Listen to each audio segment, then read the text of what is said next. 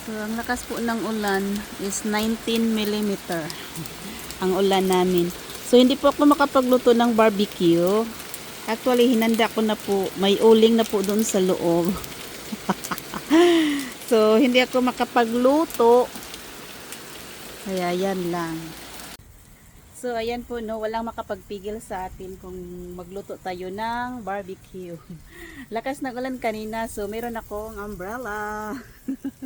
Back up. So, ayan, masarap magluto.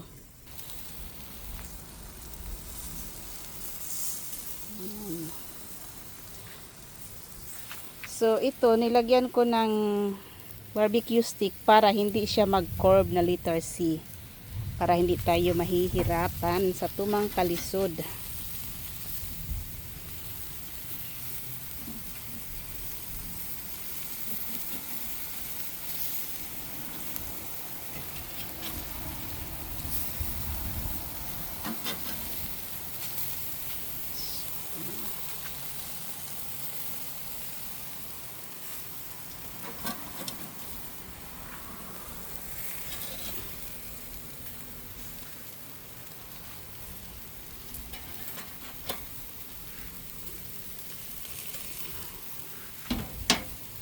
So, meron pa tayong pork chop doon sa ano, at saka isang isda.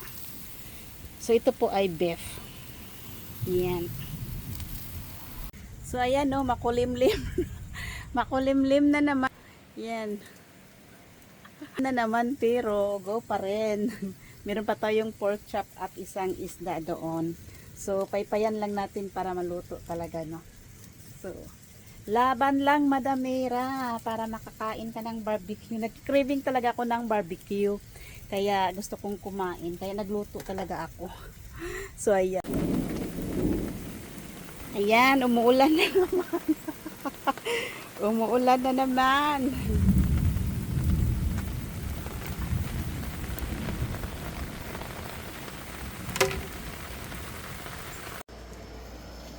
Ang mama ko kay nag-barbecue sa uwan. Nag-barbecue.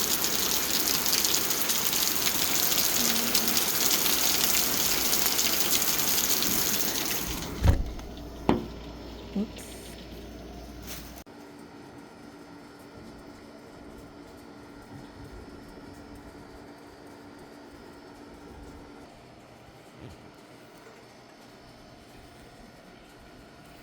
So, ito na ang last nating niluto na pork chop.